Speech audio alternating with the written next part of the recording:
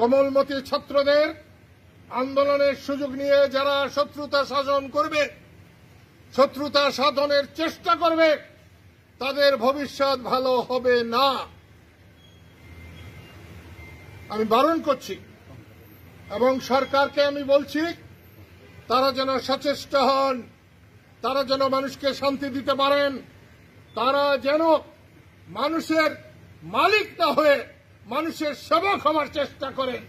তারা যেন মালিক না সাজেন।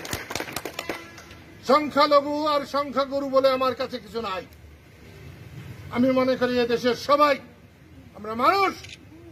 হিন্দু সম্প্রদায়ের প্রতি কোন রকমের বৈষম্য করা হলে, তাদেরকে হুমকি দেওয়া হলে, তাদের জীবন যদি কোন রকম হুমকির সম্মুখীন হয়, তাহলে তার পরিণতি ভালো হবে না।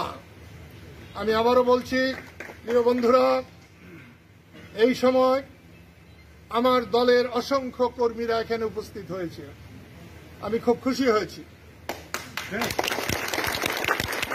আমার বড় ভাই লতিফ সিদ্দিকী বলেছেন তিনি আর রাজনীতি করবেন না। আমি তোমাদেরকে বলছি, আমার শেষ শ্বাস যেন রাজনীতি করতে করতে করতে আমার যেন শেষ শ্বাস বেরিয়ে যায়। আমাকে যেটুকু দোয়া করবেন, যেটুকু সমর্থন করবেন, ওটুকু নিয়েই আমি খুশি আছি। আমি দেশের মানুষের পাশে থাকতে চাই, পাশে থেকে আমি মরতে চাই। 1975-এ বড় বড় আওয়ামী লীগের নেতারা তারা ইঁদুরের গর্তে লুকিয়েছিল। আজকে ইঁদুরের গর্তে না, বাইতানের গর্তে লুকিয়েছে। আমি বলবো, তোমরা এই গর্তে লুকিয়ে থেকো না। শেখ হাসিনা আর বঙ্গবন্ধু শেখ মুজিবুর রহমান এক কথা না। বঙ্গবন্ধুর বাড়ি পোড়া, ধ্বংস করা, এটা বাংলার মানুষ কোনো মতেই মেনে নেবে না। বঙ্গবন্ধু আর স্বাধীনতা এক জিনিস, বঙ্গবন্ধু আর বাংলাদেশ এক জিনিস, বঙ্গবন্ধু আর মুক্তিযুদ্ধ এক জিনিস। বঙ্গবন্ধুকে অপমান করা হলে মুক্তিযুদ্ধকে অপমান করা হয়, বঙ্গবন্ধুকে অপমান করা হলে বাংলাদেশকে অস্বীকার করা হয়।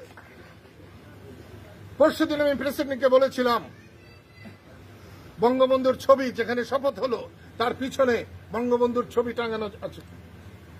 আমি তাকে বলেছি, আপনাকে ধন্যবাদ এই ছবিটার জন্য। উনি আমাকে বলেছেন, আমি মরে যেতে পারি, আমি এই ছবি নামাতে দেব না। আমি সাথে সাথে বলেছি, আপনার প্রতি আমার কোনো ভালোবাসা ছিল না, কোনো শ্রদ্ধা ছিল না। এই এক কথার জন্য আমি যতদিন বেঁচে থাকবো আপনাকে আমি সম্মান করে যাব।